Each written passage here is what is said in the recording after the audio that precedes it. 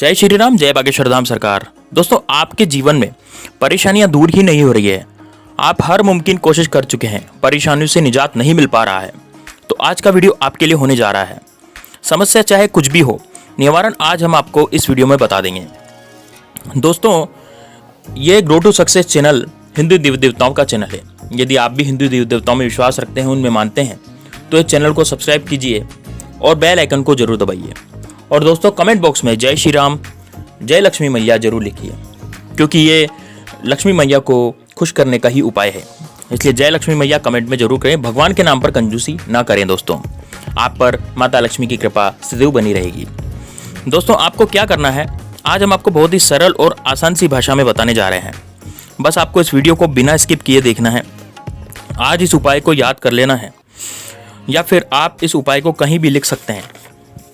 Video को अंत तक जरूर देखना है। दोस्तों, वीडियो बहुत ही ध्यान से देखें, क्योंकि कुछ लोग वीडियो को ध्यान से नहीं देखते, फिर कमेंट करते हैं कि उन्हें समझ में नहीं आया।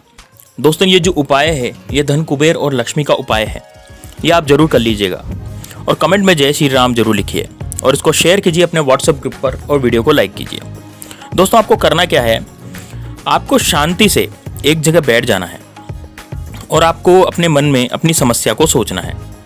यह धन संबंधी समस्या भी हो सकती है, रोजगार की समस्या भी हो सकती है, विवाह संबंधी समस्या भी हो सकती है, संतान संबंधी समस्या भी हो सकती है, या फिर परीक्षा संबंधी। आपको बस अपने मन में उस समस्या को सोचना है और आप अपने मन में ही ये देखें कि आपके घर के आसपास कोई मंदिर है या सबसे नज़दीक मंदिर कौन सा है। यह आपको अपने मन में ही सोचना है कि आसपास कौन सा मंदिर स्थित है। आपको अपने मन में ध्यान करना है। आपके घर के आसपास कोई भी मंदिर हो, ये मंदिर छोटा बड़ा कैसा भी हो, चाहे वो किसी भी भगवान का मंदिर हो, जैसे बालाजी का मंदिर हो, हनुमान जी का मंदिर हो, भगवान विष्णु का मंदिर हो, भगवान श्री कृष्ण का मंदिर हो, राधा कृष्ण का मंदिर हो, भगवान श्री राम का मंदिर हो, कोई सा भी मंदिर हो, दुर्गा माता का मंदिर हो, किसी भी देवी देवता या भगवान का मंदिर हो सकता है। दोस्तों, बस मंदिर होना चाहिए। अब उसे अपने मन में सोचें। अब उस परेशानी को, जो कि आपके जीवन में आ रही है, उस परेशानी को अपने मन में सोचें और अब उस परेशानी को मन में सोचते हुए उस मंदिर में आपको जाना है।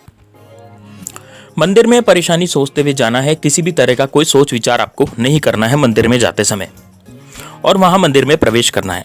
उसके साथ आपको क्या करना है, आपको अपने घर से चावल के 2 दाने भी साथ में ले लेने हैं। चावल के 2 दाने लेकर मन में अपनी परेशानियों को सोचते हुए आपको मंदिर में चले जाना है।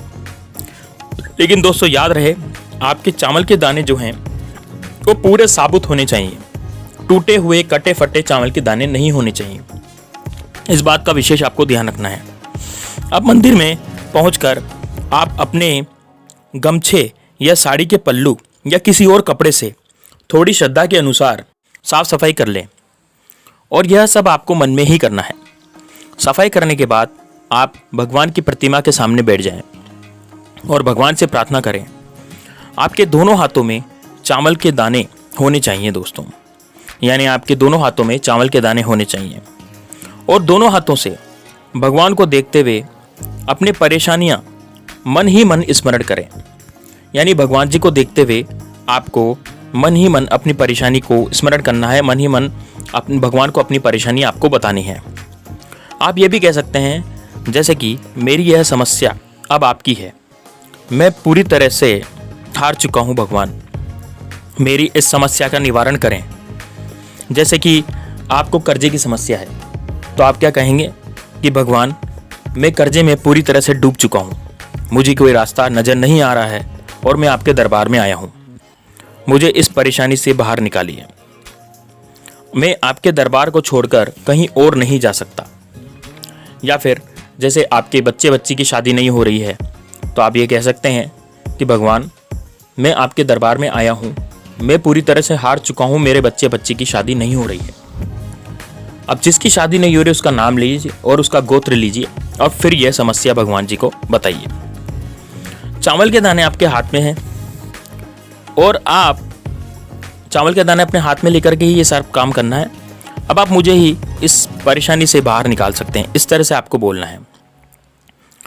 आप भगवान पर पूरा विश्वास करेंगे दोस्तों, तो आपका कार्य हो जाएगा।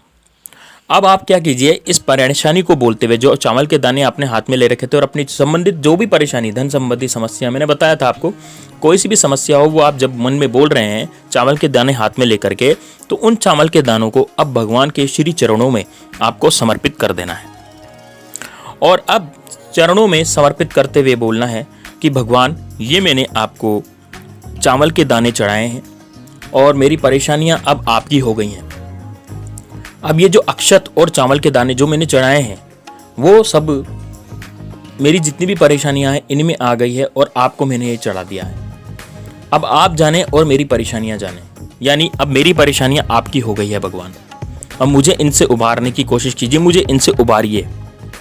आप तो सर्वशक्ति संपन्न हैं, लक्ष्मीपति हैं, और भगवान आप यदि मेरी सहायता करें तो ये बहुत ही अच्छा होगा। मैं आपका भक्त हूँ, आपका सेवक हूँ। मैं आपका मंदिर छोड़कर, आपको छोड़ करके कहीं भी नहीं जा सकता। मुझे कहीं पर भी विश्वास नहीं है। पूरी तरह से हार चुका हूँ। हारे का सहारा बनने की कोशिश करें भगवान। आप इस हारे हुए व्यक्ति का सहारा बने और इसे कृतार्थ करें। इस तरह की बात बोलकर आपको वहाँ बैठ जाना है और लगभग 10 मिनट तक भगवान का मनन और चिंतन करना है पूरी श्रद्धा भाव से। दोस्तों, आपको इसमें श्रद्धा और विश्वास रखने की बहुत बड़ी बात होनी चाहिए, क्योंकि श्रद्धा और विश्वास बहुत बड़ी चीज़ होती है।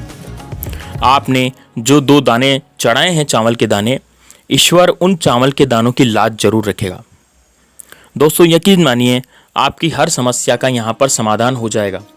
भगवान के दरबार में देर पर अंधेर नहीं है, इसलिए जो भी आपकी समस्या है उसका समाधान यहाँ पर हो जाएगा। किसी भी समय आप भगवान के मंदिर जा सकते हैं, लेकिन सुबह के समय जाना ज़्यादा लाभकारी होता है। यदि आप सुबह के समय इस तरह से जाएंगे चावल के दाने हाथ में लेकर के और अपनी इच्छा मन में बोल करके, तो आपका वहाँ पर कल्याण होगा। भगवान आपकी बात जल्दी सुनेंगे, क्योंकि सुबह के समय हम लोग बिल्कुल शुद्ध होते हैं। नहा धोकर आप ये कार्य कीजिए। दोस्तों, बहुत से लोगों का इस तरह से कार्य हुआ है। इसमें आपको एक बात का और विशेष ध्यान रखना है दोस्तों। इसमें क्या करना है आपको, जैसे आप घर से बाहर निकलें तो आपको जैसे कोई रास्ते में मिल जाता है तो उससे आपको बोलना नहीं है, उससे आपको कोई बात नहीं करनी है। आपके पास यदि साधन है, यानी कि आपके पास कोई गाड़ी है या वगैरह कुछ भी है, तो आप उसमें जाइए ताकि आप मनन और चिंतन करते हुए चले जाएं। और आपके नज़दीक के मंदिर पर ही ये कार्य कीजिए दोस्तों। ज़्यादा दूर आपको नहीं जाना है, क्योंकि इसमें क्या है, रास्ते में बहुत से लोग मिल जाते हैं तो फिर वो आपका ध्यान भटका देंगे, फिर आपका ध्यान भगवान में नहीं लगने देंगे। तो दोस्तों, यदि इस तरह से आप करेंगे तो यकीन मानिए आपकी भगवान जरूर सुनेगा। दोस्तों, ये जो चावल के दाने हम भगवान को समर्पित करते हैं कुछ बोल करके, तो चावल के दाने का जो भार है वो भगवान जी के सर पर आ जाता है और आपकी परेशानियां भगवान जी को हल करनी ही पड़ती है। चावल के दाने का बहुत ज़्यादा महत्व बताया है। चावल के दाने जो हैं वो सुदामा ने, जब सुदामा बहुत गरीब था तो भगवान श्री कृष्ण जब द्वारकाधीश थे तो वहाँ पर सुदामा जी गए। उनके पास कुछ भी नहीं था, तो उनकी पत्नी ने, सुदामा जी की पत्नी ने केवल चावल के कुछ दाने उनके साथ बांध दिए थे। पर लेकिन वो चावल के दाने जब बड़े भक्ति भाव से और पूरे विश्वास के साथ भगवान श्री कृष्ण को उनके मित्र सुदामा ने समर्पित किए, तो भगवान सब कुछ भूल गए। पूरी दुनिया, पूरे 3 लोग भूल गए। उनको केवल उनकी मित्रता और उनका जो सच्चा सद्भाव और सच्चा प्रेम था वो याद आया, सच्ची भक्ति याद आई। और वो भक्ति पर ही इतने टिके रहे कि एक बार में जब चावल के दाने कच्चे ही खा लिए, कोरे ही भगवान श्री कृष्ण ने चावल के दाने ग्रहण कर लिए, तो जब एक बार वो एक मुट्ठी भर के चावल के दाने खाए तो इंद्रलोक उनको दे दिया था, सुदामा जी को, भगवान श्री कृष्ण ने। लेकिन बाद में लक्ष्मी जी भी देने वाले थे, लेकिन बाद में रुक्मणी जी ने आकर के चावल के दाने उनको भी खाने पड़े, ताकि सुदामा जी को भगवान श्री कृष्ण सब कुछ न दे दें। तो दोस्तों, भक्ति जो होती है वो बहुत बलवान होती है। आप यदि विश्वास रखेंगे और भक्ति रखेंगे तो आपका भी बहुत ज़्यादा कल्याण होगा। इसलिए दोस्तों, ये जो उपाय है इसमें कोई आपको टामन टोट का कुछ भी नहीं करना है। केवल सिंपल सा उपाय है, सरल सा तरीका है भगवान से अपना कार्य करवाने का, तो आप पर भगवान की कृपा होगी।